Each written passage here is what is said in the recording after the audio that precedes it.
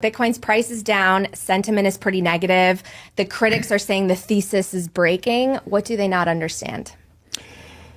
Okay.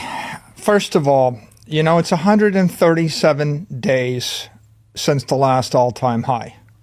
4.5 months.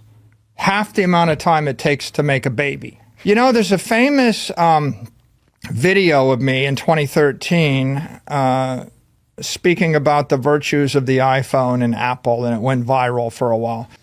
There's not an 8-year-old on the planet that doesn't want an iPhone 5. Mm-hmm. And if you go back and you look at maybe the greatest company of our era, Apple, and the greatest stock, a stock that made people insanely rich. Apple releases the iPhone in 2007. The P to E of Apple is 30.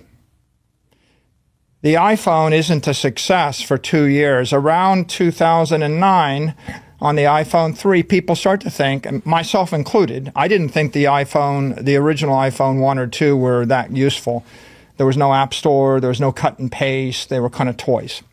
Around 2009, the iPhone starts working, it's iPhone 3.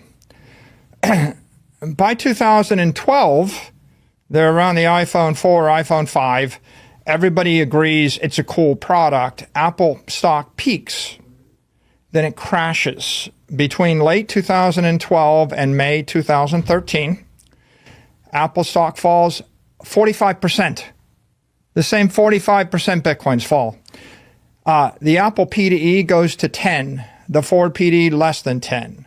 It's being valued like a tired cash cow, utility company. Like no technology, no future. People are down on it.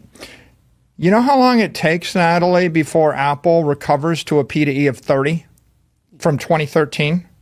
Years? 7 years. 7 years. In 2020, Apple returns to a P to E of 30. So it's 13-year cycle from 2007 to 2020. The greatest company of its era, at many times the most valuable company, the most successful product, the product that 1 billion people agree is something they can't live without, maybe the most successful product in the history of the human race, takes 13 years peak to trough to peak, 7 years to recover. And you know what it took for people to give Apple the P to E of 30 again? The endorsement of Carl Icahn and Warren Buffett. Wow. 2 people who probably didn't even use the iPhone that much. If you got rich in the past decade, you probably bought big tech. You probably bought Apple. You probably bought Google. You probably bought Meta. Maybe you bought Amazon. Maybe you bought NVIDIA. Maybe you bought Tesla. There's no way you got rich without buying big tech. Big tech has been the primary screaming success. The stocks are up 10x, 20x, 30x, 50x. But in all cases, you find examples of the conventional market that underappreciates them and underestimates them. With Apple, it was 7 years through the wilderness.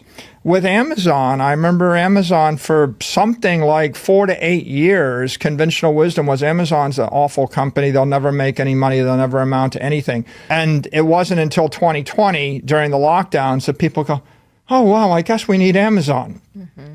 And, of course, just this last week, Amazon's revenue surpassed Walmart, and Amazon became the largest company in the world by revenue. But when could you have concluded Amazon was going to work? 2010, 2012. It was already obvious there was going to be no competitor to Amazon. No one could possibly do what they were doing by 2012. 8 years later, conventional wisdom is that. The same is true with Apple. It's like, so Bitcoin, at what point do you have the fundamental ability to conclude that Bitcoin is global digital capital? Now, like what's the indicia? The President of the United States is telling you, right? The head of the Fed, Kevin Warsh, is telling you. The head of the Treasury, Scott Bessent, is telling you. The head of the SEC, the head of the CFTC, 8 other cabinet members, all the Middle Eastern sovereign wealth funds are telling you, okay, so is $1 billion enough? Is $10 billion enough? Is $50 billion enough? right? At what point do you have enough fundamental insight on this? Well, I would say you had enough to know that Amazon was unstoppable a decade before the world agreed. You had enough insight to know that Apple was unstoppable 11 years before the world agreed. You knew it was unstoppable. You have enough information to know that Bitcoin is unstoppable right now.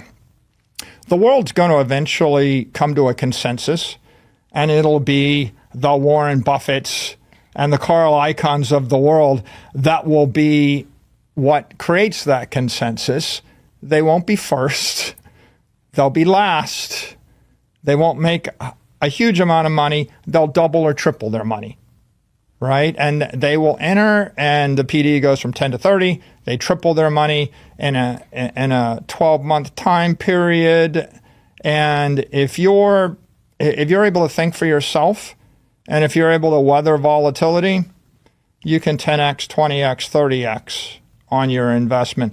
But there really is no example of a successful technology investment where you didn't have to weather the 45% drawdown and go through that valley of despair, right? Ours is currently taking 137 days so far. Mm-hmm. But it might take 2 years, it might take 3 years, it might take 4 years.